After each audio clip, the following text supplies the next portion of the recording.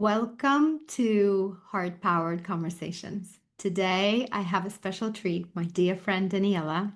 She is an Ayurvedic practitioner and herbalist that helps women to slow down, reconnect with their bodies, and restore their natural energy. Oh boy, I need that. I know so many of you listening to this are probably stopping what you're doing and starting to pay attention. She is trained in Ayurveda in New York and New Jersey and in herbal medicine through years of study and lived experience.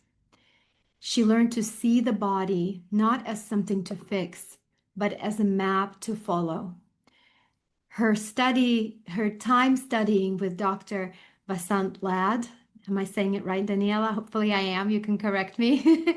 And a transformative journey to India brought her into deeper relationship with the medicine of stopping, letting go, and listening within.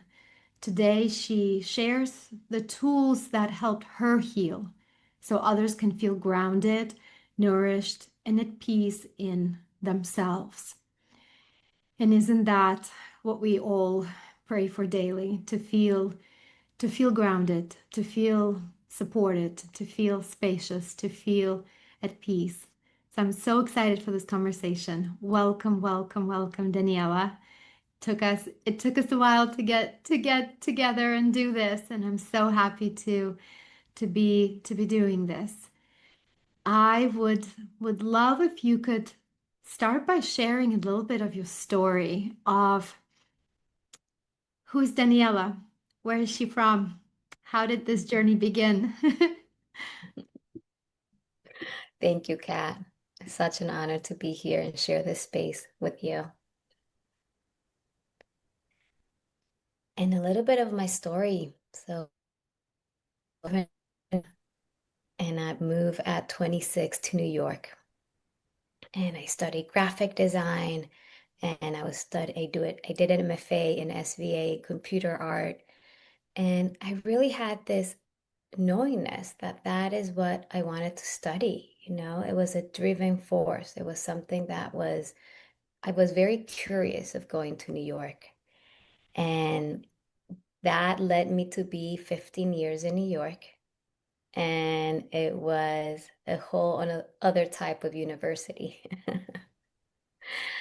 So in New York, I started my corporate job. And at the same time, I found this beautiful space called the Open Center in New York, where it was all about holistic teachings. So it had classes about sound, it had classes about herbal medicine, it had crystal, it had tarot cards, it had incense, it had drums. It was this little piece of heaven hidden within the buildings of New York. And I was walking past it and I just had to go in. I had to had some tea, and that's where I started to learn about the herbs. Oh, you don't only drink coffee. There's other herbal medicine that you can start drinking. So that spiked my curiosity in a different way that has never been modeled to me. Herbal medicine was not part of my upbringing.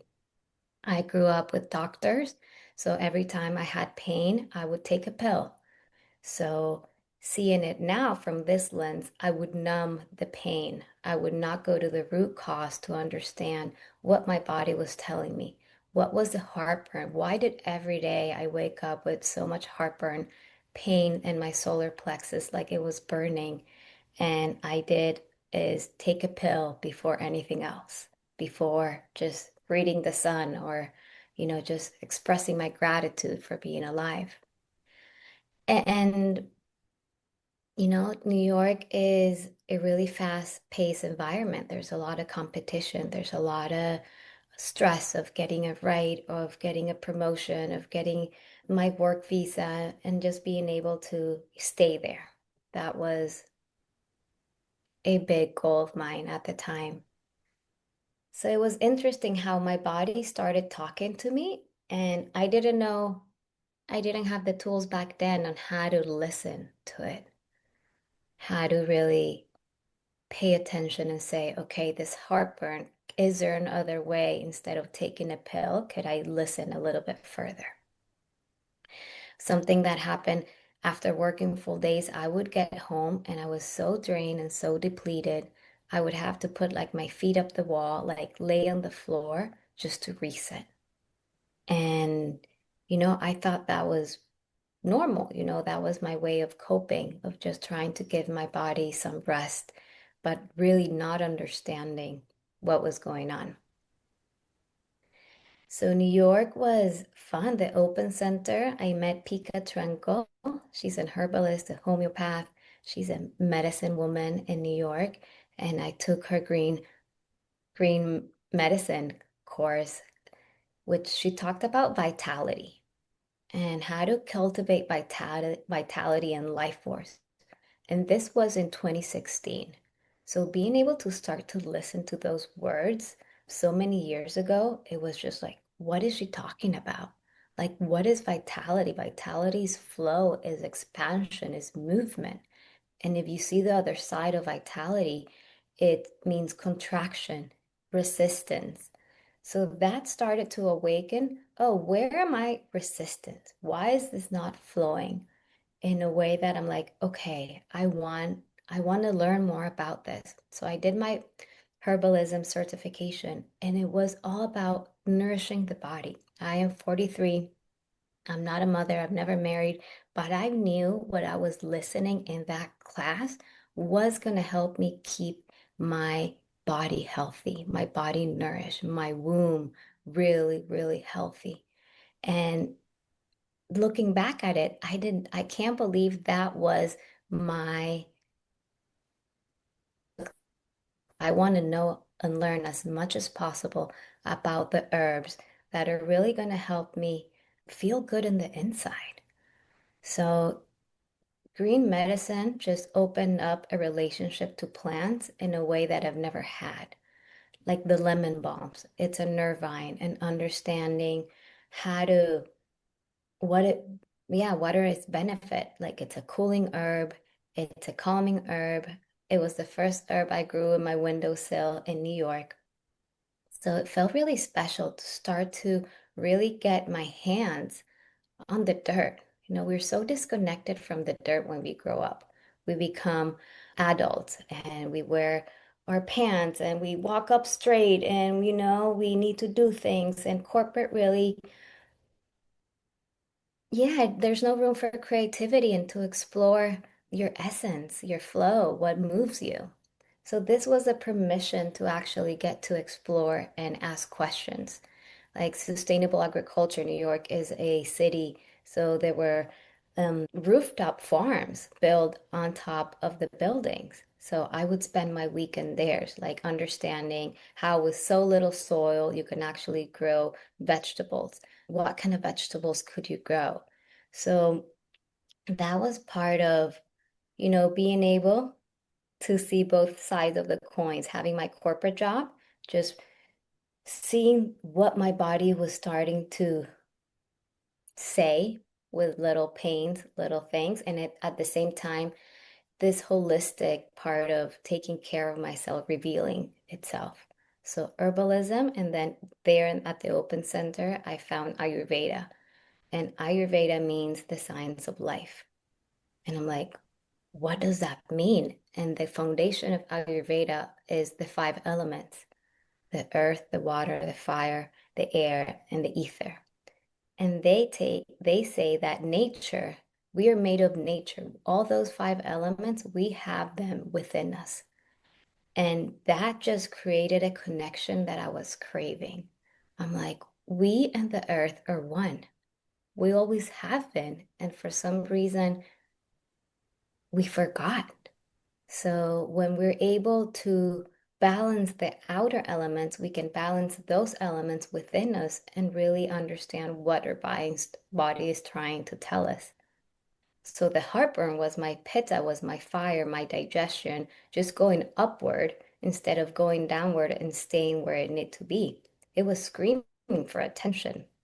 So what cooling herbs could I use at the moment to help that heartburn stop instead of just taking a pill and having it be numbed.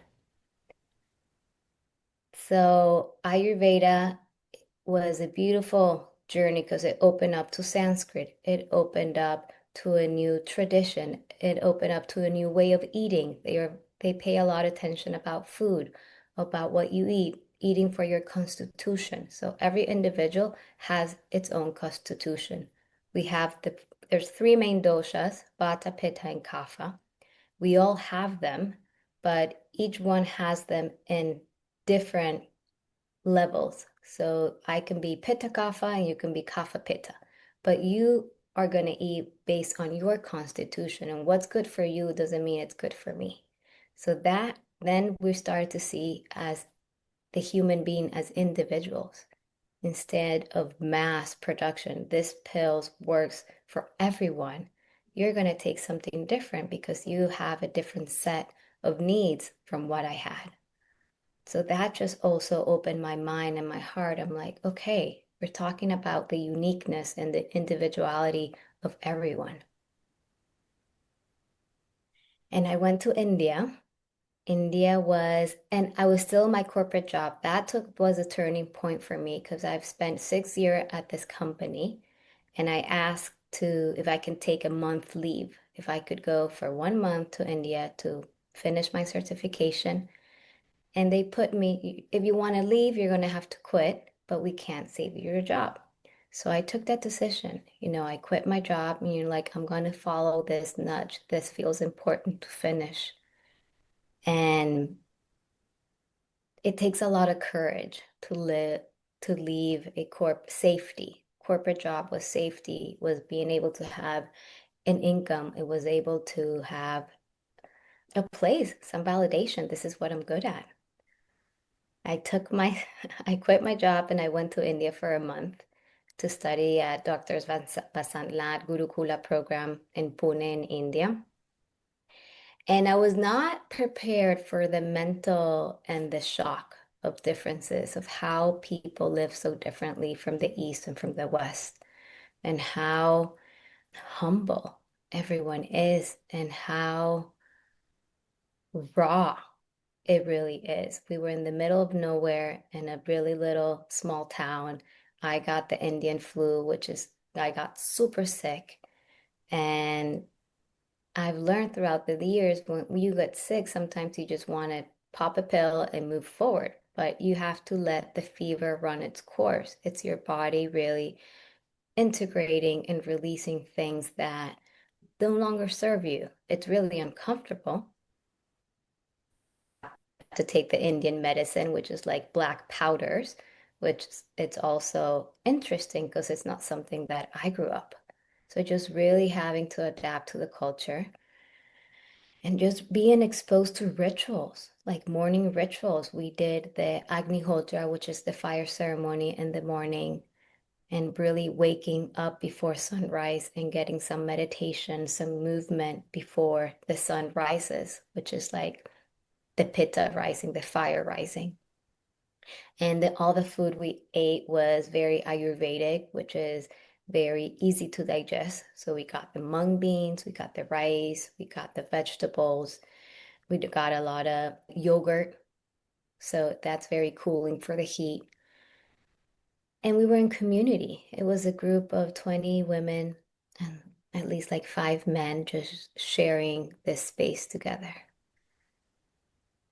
And India, I decided to take a couple days on my own to go to Dharamsala and just visit around, but I was too shaken. I was not completely in my body. And the body, I think looking back, I've really focused on strengthening my third eye, my crown chakra, just getting all the spiritual teachings and just really craving all that knowledge.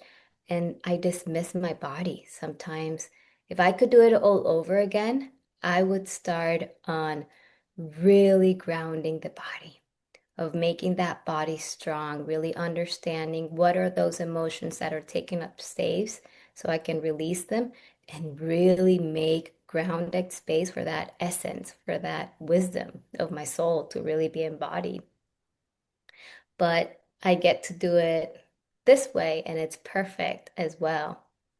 So India, I cut the trip short because I was weak. I was really not feeling my best. And it felt like that's what I needed to do.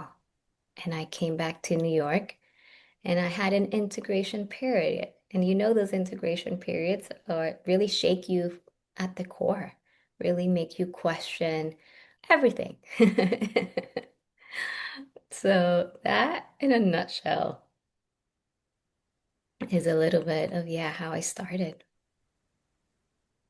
The integration period you mentioned, I think we've had episodes where we dedicated episodes specifically to integration, how important it is. Julie and I actually recorded an episode exactly about that.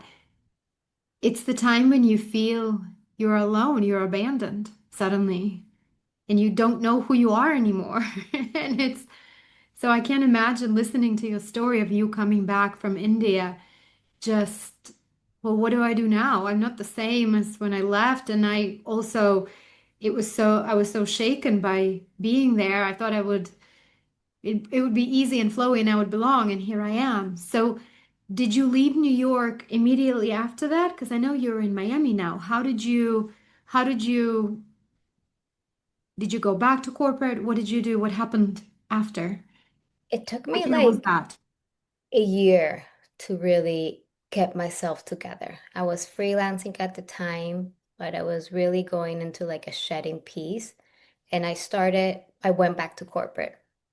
Recruiters have always had this thing of finding me, and they're like, I found you, come and interview, and I got a job. It became really easy. And I'm like, I remember the interview. I was not okay still. Like, I was still shaken.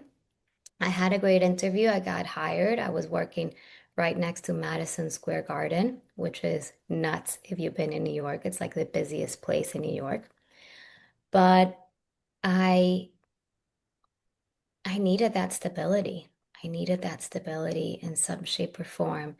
And I stayed there for 3 more years until the pandemic. So I was working in corporate, but still I had my mentorship program with Pika. I studied homeopathy. I was still like really nourishing all these holistic opportunities I had. Anything that I've learned from herbalism, from Ayurveda, like into like it had taken me almost 10 years to embody that wisdom. And it's so interesting that at the time I did not feel ready to practice. At the time coming back from India, that body of knowledge was not integrated in my being. And I'm like, I can't. Like, I'm still a little bit iffy. Like, I'm still trying to figure this out. So I went back to corporate. I went back to corporate and just still had my places where I could go and read and nourish. And then the pandemic came and I went back home to Venezuela, to my parents' home with my sister and my brother and spend a whole year there. And there I had the opportunity to teach Ayurveda, to do women's circle, just because we were all in lockdown and we had space. And there were women that were curious to see, what is this? What is a women's circle? Why do we gather? And it was such an honor to host these and having my mom and my sister present. My mom is a psychologist, and all of this is really new for her. So just being able to see her shift, she couldn't understand what I was doing, lighting some sage, some palo santo. I had some roses, there was a lot going on, but she could feel the shift walking into the circle and then coming out, how something would align, something would make her feel more open, more expanded. The same happened to the other ladies there. So that for me was a gift to be able to start sharing what I've learned, all the experience that I've gathered to my family and to a land where There's a lot of oppression and repression, and just starting to plant those seeds of light and remembrance there. And then you moved to Miami. And then I moved to Miami, and I've been here for 4 years. Yes. And do you host circles in Miami? Because I know you were doing at some point. I was doing at the beginning, I was hosting circles at my home. And yes, they were very nourishing, but I was still working in corporate remote and doing that as well. And in Miami is a very spiritual, but there's a lot of iffiness. There's a lot. The competition. Miami is very superficial, not so it took me a little bit to adapt and understand who is my community, who are the women I want to be part of. And I'm used to studying under elders, women that medicine women that really carry that wisdom embodied. So here it's more about what you look, how you look, and that's totally fine, but it's not like, okay, I have not found my teacher. And that has made me ask so many questions. Do I start to embody that teacher that I have been part of, that receiving for such a long time while I was in New York? And when I started to ask those questions is when everything started to shift.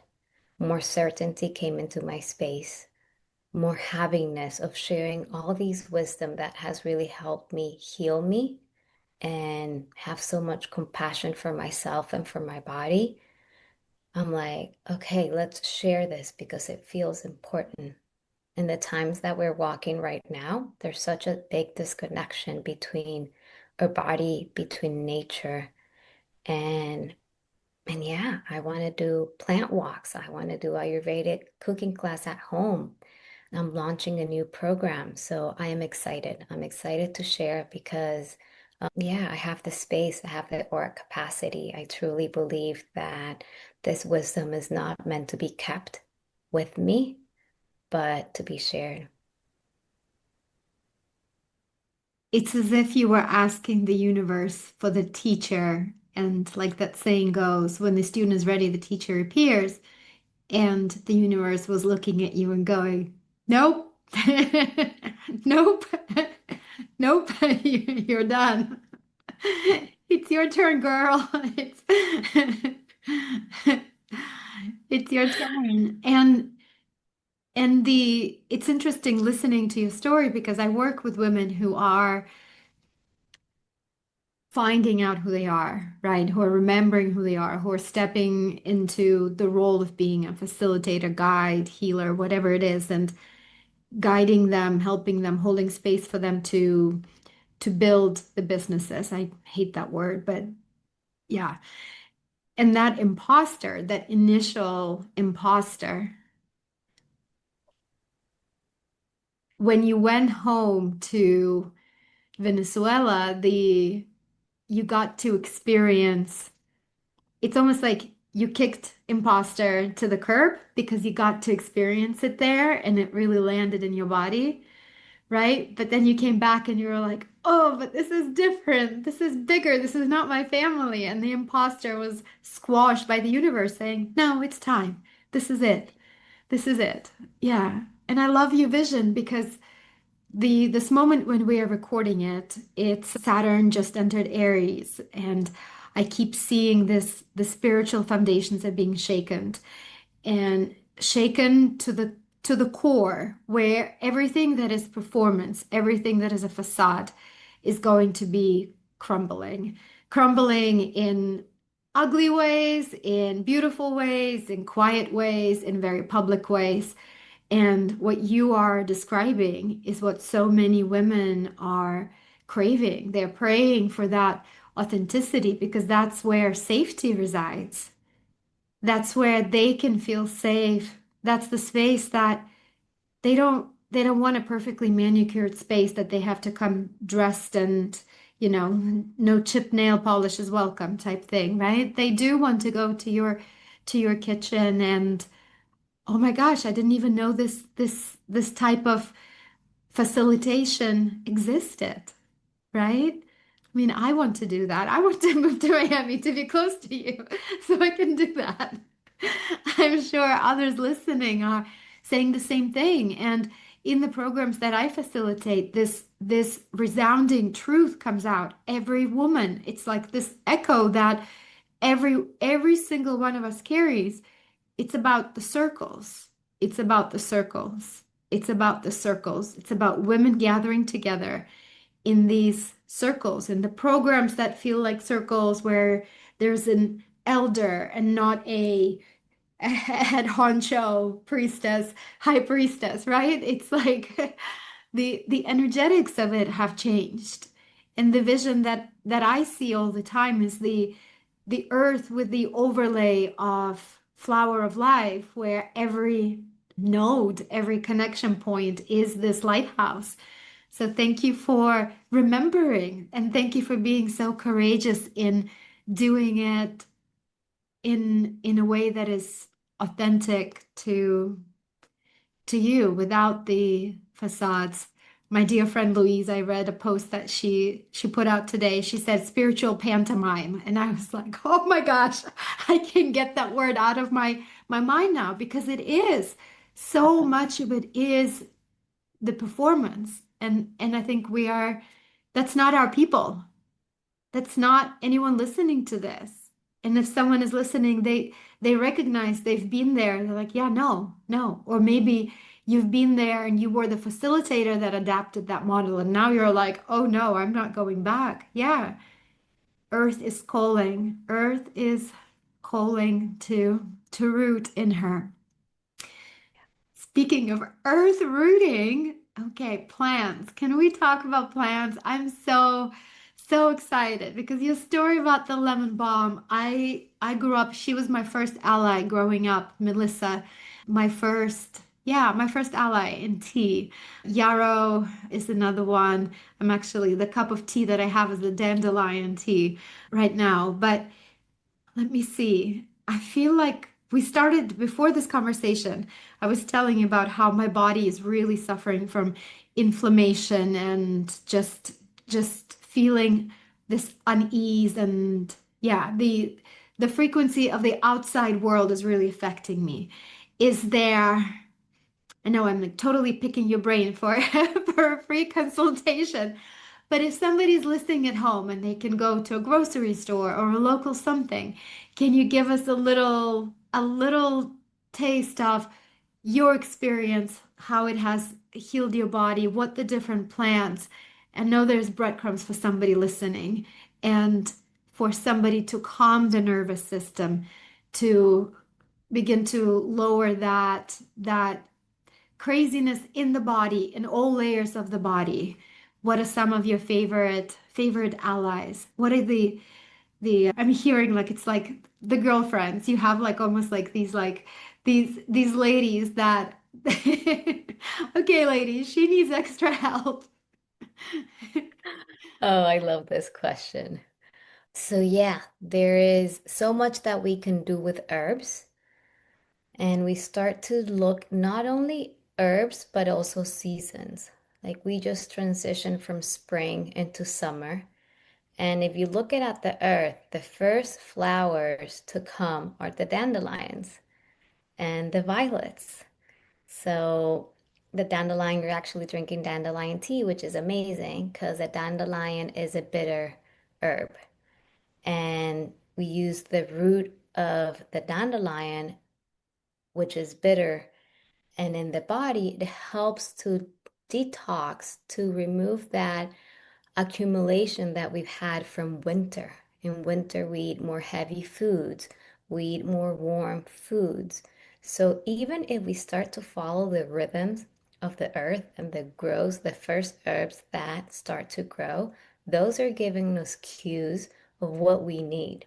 So in transition from spring to summer, there's always this period of reset, but it's not like these crazy resets people talk about, but it's adding more bitters to our body. So a liver can actually detox a little bit better. So dandelion root, burdock root, they're not my favorite because in taste, they don't taste great, but they're really good for the body. So we're gonna put them aside. And then my allies are lemon balm. Lemon balm, Melissa is one of the sweetest herbs. She's gentle, she's a nervine. She really helps to replenish and calm the body. So I would use that as a base. And then on top of that, I love nettles as well. Nettles is filled with so many nutrients. Nettles is great for allergies. And that was my to-go tea when I lived in New York. I had my little tea bag. It was made 50% nettles, 50% lemon balm, and that's what I would drink instead of coffee. But as for right now, those two herbs and then sprinkling some dandelion root or burdock root is amazing. Sometimes in the supermarket, you can find burdock root and it has a really earthy taste. So you can just steam it, put it in stews, or just cook it, and it's really good. And on top of that, I don't know if you heard an oats tops, avena sativa. Mhm. That herb is a beautiful, gentle nervine. So I'm all about being as gentle as possible. So when we start to use herbal medicine, just because they come from the earth and they have not been altered, we absorb them really fast. Your body is able to use them as medicine really quick instead of having to break it down, digest it. So if we're able to be consistent, if you're able to drink something for 21 days straight, your body is going to have so much abundance and so much medicine to really use. And I think that the most important part is always nutrition. So the lemon balm and the nettles, and then being able to layer the nervines, which is the avena sativa. Chamomile is a well-known herb. I just drink it sporadically. Chamomile is acquired taste. It's a very gentle herb as well. And for me, the big herbs that are also my alleys were womb herbs for bloating, just for anything that just was womb related, and what that is red raspberry leaf. So red raspberry leaf, there's another root called angelica, which is also a bitter herb and really also helps to reset and decongest the womb. And I could just keep going. I But feel like we got the girls, there's the ladies that I was seeing that were like, okay. yeah. I feel like I asked you, my way of asking the question was the way you would ask a doctor. Well, give me what to do. And your answer was so beautiful with the seasons that just makes me want to know more. Well, what about the other seasons? Well, how do I prepare for fall and how do I do this? And I know that you teach and you facilitate groups and experiences. What is this program that you are launching? Mhm. So the program is a 6-week program to recharge your energy, reconnect with your body so you can move forward with more clarity, with more purpose. What I've learned so far in all these years is the importance of the body, of just really having a body that feels strong, and having a communication, open communication with your body, just being able to understand what is saying. And the body communicates in pain, in aches, in heartburn. So it's the body's always talking. We just sometimes dismiss or we numb. So we live in bodies that are painful, and sometimes we don't want to be in the body because it's not comfortable. That has happened to me so many times. It's more comfortable to not be completely in the body just because. So this program is to create a an environment where you can feel safe and your body can expand.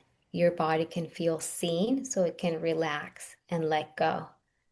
And at the same time, we're layering the herbs, the gentle medicine of the herbs to help nourish that, to help move that along. We focus a lot on the liver. The liver energetically holds a lot of emotions, a lot of pain, a lot of anger. So spring is the perfect time to really help that liver move all that out. And we do it through herbs, we do it through somatic practice. You spoke a lot about maname movement, and we take for granted how much healing comes from our own hands. There's 365 meridians in the body, and by tapping them, by being intentionally, we're actually able to move energy around. So we're layering the herbs, we're layering somatic movement, and then we're learning how to create rituals or routines that help you ground, that help you have like something in the morning to look forward, or a little Ayurvedic practice, which is tongue scraping, water with lemon. It could be a gratitude journal, something that just really set the tones for your day. And then at the night, something else that really puts you into dreamland. Just really something that allows you to steer and clear everything that you've gathered throughout the day, calling all your energy back so you can really drop in and have a really restful sleep. And these are for women that sometimes feel overwhelmed, that know that there's anxiety during the day, but they just dismiss it just because it feels uncomfortable, or they go for food, let me just stop this uncomfortable feeling and let me just ignore it. I'm just going to eat. And that sometimes don't know how to build a structure or be consistent. Or you go to the gym 3 days or a whole week at a time, and then for 3 weeks you don't go. There's like this start, stop energy, and they would like to keep going. They just don't know how to. There's a lot of women that overgive, that really feel that they need to support them and everyone around them, and they're put at the end, and they start to be depleted. Like all their energy reserves, they feel it in their energy when they wake up. So I'm just calling women that are curious, curious to gather, curious to learn a little bit more of herbs. There's so many names about supplements that are thrown out there, all the things that you should drink, all the things that you should take, and less is more. Like building, if there's something that you take from this conversation today, is just picking one herb, the nettles, the red raspberry, and just get to know her, learn her properties, see a picture of her, how she looks, and see what that sparks in you. Like there's so much magic of building a relationship just with one thing and not with five different things. I love that. I was gonna ask you what's a good one for grounding, and it might be one you already mentioned, like the one that brings you in the body, or food or something. Yeah. Grounding food, my to-goes are sweet potatoes. I was gonna say the same thing. Yeah. Sweet potatoes at night or at any time. So if we think about how the potatoes grow, it's a vine and there are like many of them. Mm. So it's not only just because it's a potato, but it's like you're eating the energy of that vegetable as well, which is community, which is being grounded, which is being supported. That's her essence. That's how this potato grew. So when you're eating it, you're also having that energetic being brought into your space. Mm. So, and sweet potatoes are so delicious, are so sweet, whether you bake them or you steam them. And that's my grounding food. Yeah. Love it. And of course, you could put some You could put spices some on it. cinnamon. Yeah, Yeah. Ayurveda is all about spices. A Yeah. lot of cinnamon, cardamom, depending if you're going for a sweet. And spices, again, help digestion. Yeah. Like our food, it helps digest and assimilate more of the nutrients of the food that we're eating. I know someone is going to ask this question, so I'll just ask it. When we're talking about the herbal teas, some of us we go and buy at the store the traditional, whatever that brand is called, it's in every grocery store in America. In Dubai, I live in Dubai right now, it's everywhere here too. And some of them just they don't taste great. Is honey okay to add to teas? Honey is perfect. I would invite you to find local honey, like not the typical store honey, if you're able to really Not the find teddy bear bottle, but like a local honey. Yep. raw honey, and just don't boil it because when you put honey into boiling water, it starts to destroy its properties. So you want to wait a little bit so it cools down and then you can put the honey. Amazing. Um, Also, good quality maple syrup is really good. So, Okay. yeah, sweeten your tea for sure. Okay. You're welcome. I know somebody was like, "Ah, yes," because that dandelion is, woo, it's an acquired taste, but it's so good. It is so good for your liver, especially if you are somebody that doesn't drink it to check the box, but is willing to sit with it and maybe even put a hand on the liver as you're drinking it and communicate with parts of your body. You may not hear anything, but it's listening and it's speaking back and it's thanking you for this gentle act of yeah. Yeah, that's one of the somatic practices we do. Just really rubbing our hands together and creating some heat. The hands, the heart meridian finishes at the palms of the hands. So we're activating the heart meridian and then we place them right on top of our liver. And you can just start to feel heat like in your hands Mhm. and just really sitting and just holding. Like, how often do we talk about the liver? How often do you think about your liver and what it does for you every day? So you spend 8 hours sleeping and it's just cleaning and detoxifying and then the first thing you do, what do you eat? Like, do you give it gentle water with a little bit of lemon so it could just really everything and then you eat? So it's just like giving your body just little help because your body loves you. Your body adores you. Like your body every day is trying to bring you back to balance. Whether you feel like it does or it doesn't, your body is on your side. And we sometimes we forget how magnificent beings we are. We have a human body filled with organs, filled with so much blood, filled with so much space and the minute you give something to your body that feels nourishing, it's just so grateful. It should become so supportive in ways that when we pay attention, we start to notice. So, yeah, it's an invitation to place your hands on your liver and just say thank you. Yeah, liver of all the organs, well, the heart to me is always a wonder, but the liver in its the power that it has to regenerate is so unique from the organs and it grows back. I mean, bones grow too, but liver is really miraculous when you can commit to, yeah, to working, to working with it, to being an ally with it.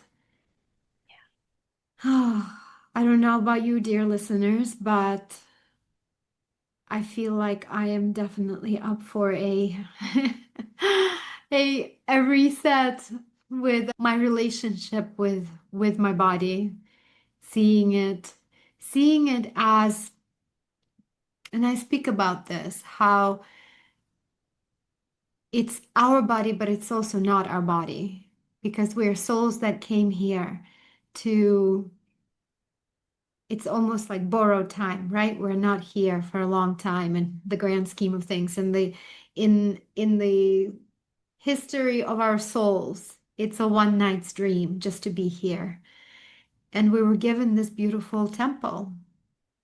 And if we could really see it for the energetics that it is, it's this crazy layered sacred geometry and lights and movement. Like we think flowers and butterflies are beautiful, but these bodies are even wilder. And in the busyness of our lives, in the anxiety, in this, in the rat race and the competition and all the things. We got so disconnected from them, and we've been like a donkey with a stick. We've been beating them with a stick. While all along it's saying, if you give me a carrot, I'll respond much better as a donkey would. So, oh, yeah.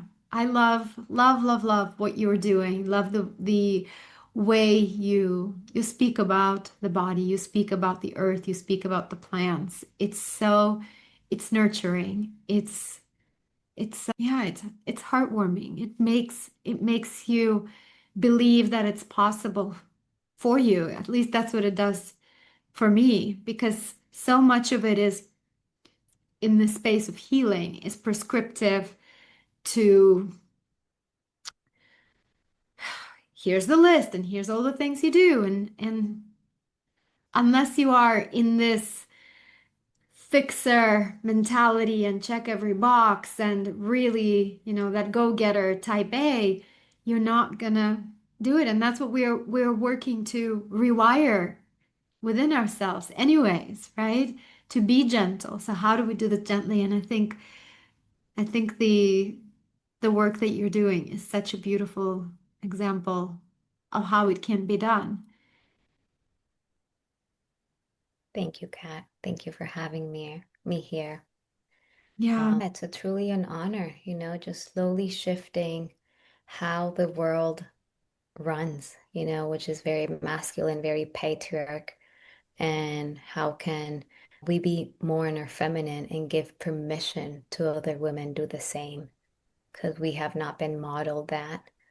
And you do have time. You do have time to take care of your body. You do have time to listen, and you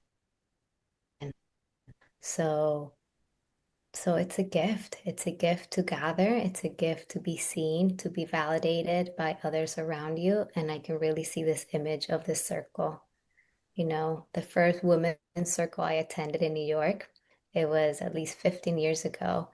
And I asked my sister and my friend to go with me. I didn't know what to expect, just walking into a place where women are sitting in the circle and there's roses everywhere. Like there's a rose waiting for you to sit down and you're being honored, you're being given a rose.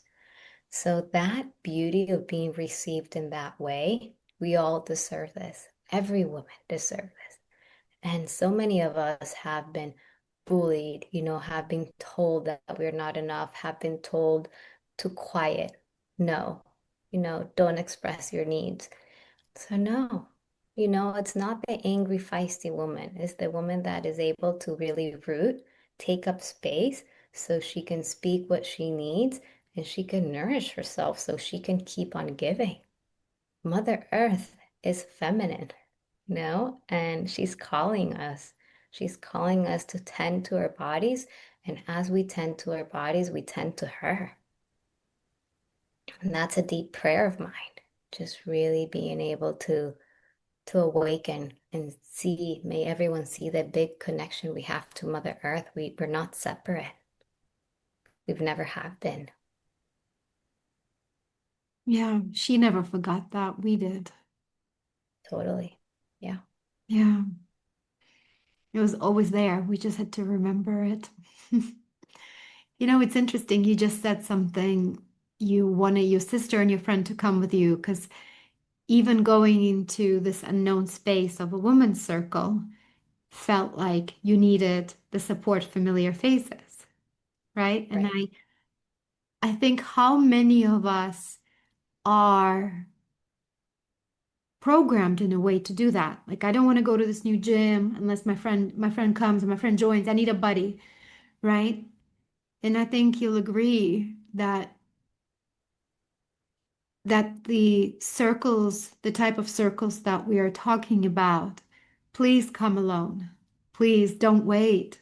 Come alone because you will meet your soulmates there, your soul sisters, who'll become like family to you, truly. That's what happens in these circles. You are witnessed and you get to witness the other and see each other as a reflection of yourself and a mirror and a teacher and a trigger, and in in a safe space, in a safe space where, yeah, you can finally open and release. And I see the circles as the future truly of all of this facilitation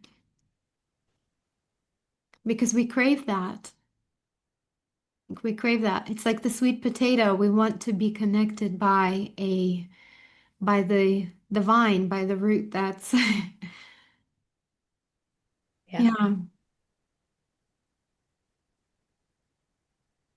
we do. And I'm honored. Like I didn't know the herbs were going to be such a big ally in my life. And teaching through the herbs, it's something that excites me. It's something that, just wants me to learn. Like right now, I'm looking at my rose bush, and the rose medicine is just so cooling for summer. It's just so perfect to rose tea, and it's a heart opener. And we can speak about, herbs for different organs, but that one is really wanting to be said hello, the magic of the rose as also tea and just really seeing the rose at it as it grows with its thorns and its scent. And Ayurveda speaks about the senses. We forget about the smells and the sounds and the touch. And that plays such an important role in connecting and coming back to the body. Just getting a little leaf of Melissa, whatever herb you find, and just like rubbing in between your fingers and just it just awakens different pathways in your body and you start to remember. It's like those little things that you do throughout the day. I can almost smell her a little lemony, peppery. Yeah.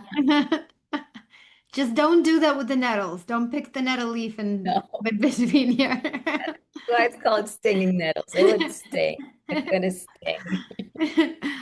It was not my ally in childhood. My ankle, my calves would always be Enough. covered in the nettles. Yeah, but it is a powerful ally. I remember my grandmother would just take it and put the boiling water over it and make the tea, and she would make me go outside and get the raspberry leaves and the rose hip and lemon balm, and there was a bunch of other ones. I grew up in Russia, so we had a lot of these northern plants there, and she would put very little black tea, but it would all be that with the steaming hot water and just infusing, and she'd make me drink it. And I was never sick. I was never sick as a kid. I never even got chicken pox.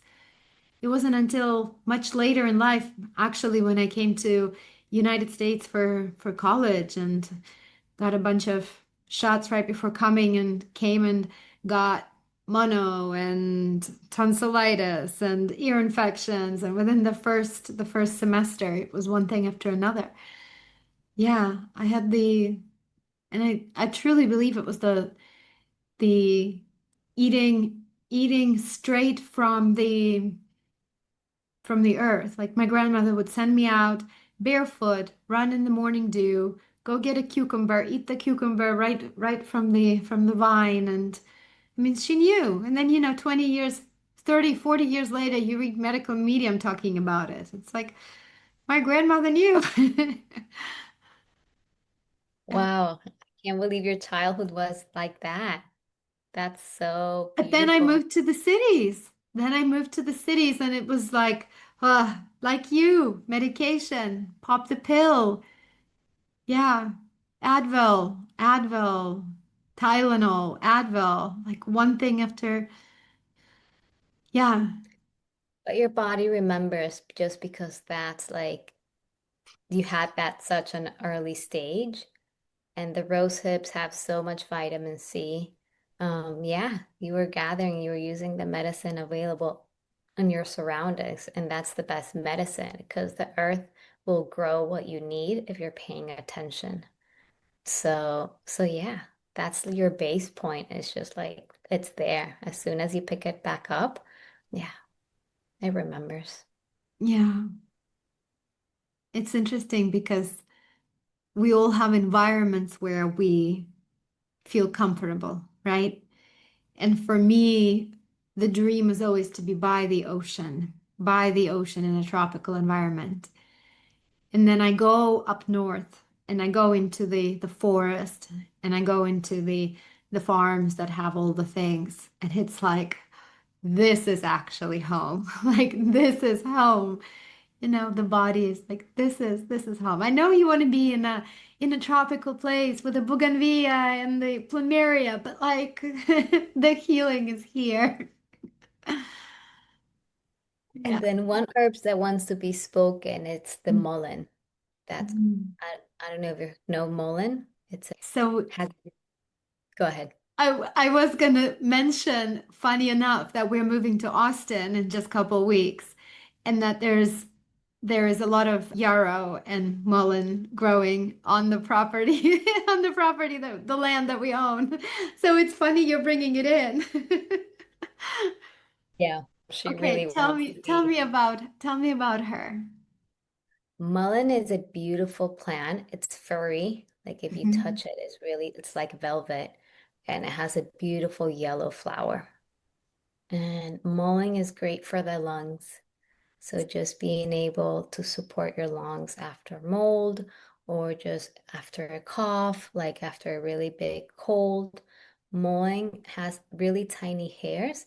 So when you make it in tea, you have to use like a cheesecloth so you can really strain it and not drink the hairs. Mhm. Uh, but mullein, if mullein is growing in in your land, yeah, mullein is really calling you.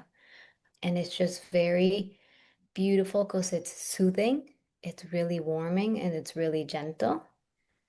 And it's coating at the same time. So just really when you feel that your lungs are just, when you cough too much and they feel sore, that's when you want to use a mullein. And yarrow is great for inflammation. It's bitter, so it's not the best. Mullein tastes really nice. It's like this really warm. Have you had mullein tea? Yes, I have. Okay. So mullein tastes really nice. Yarrow is mainly known for bruises or for pain. You will do a poultice, like you would break the leaf and just activate its component and then just wrap it around your ankle. But yarrow as tea, yeah, you can sprinkle some yarrow on top of your mullein, but as on its own, it's an acquired taste. Oh yeah. Yeah. It even smells medicinal when you rub the I can smell like the leaves when it's when you're picking the flowers. Mhm. It's medicinal. It's very yeah. Yeah, and elecampane. I don't know if you heard about elecampane. It's a really tall bush. That one is also great for lungs. So it's a beautiful plant. It's also a little bit bitter that you need a lot of honey, but just the combination of mullein and elecampane that will just really help your lungs get through a cold and just really support them as well. Mm. Oh Yeah. my goodness, you're just a wealth of wisdom in such a grounded and calming and yeah, gentle way. So thank you. Thank you for yeah, for holding that frequency, for taking in all that wisdom all those years and for being a carrier of it now. Yeah, as I'm sure the our sweet listeners know, it's when you leave that world of safety, that secure job, that paycheck, that all of that, and you step into the unknown. It takes a very special human to do that and to lead the way because so many of us are looking for way showers in ways that it may not have been done before that really resonates with us. And I feel that your way showing will really resonate with others. So thank you again. Yeah. Thank you for that prayer. Thank you for having me. And yeah, I'm so excited. Where can someone listening to this find you? And I'm going to put everything in the show notes, but the program, what is the name? When does it start? So the program starts June 10th and it's called Vitality Booster.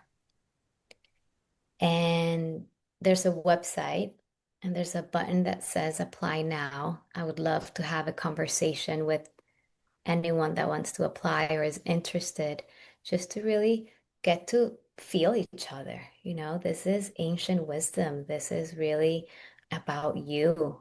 So just really getting to know each other, have a conversation. I'll walk you through the program, what we're going to go every week.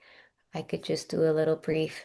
I could go through what we're going to cover the 6 week. Is that okay with you? Yeah, that'd be great.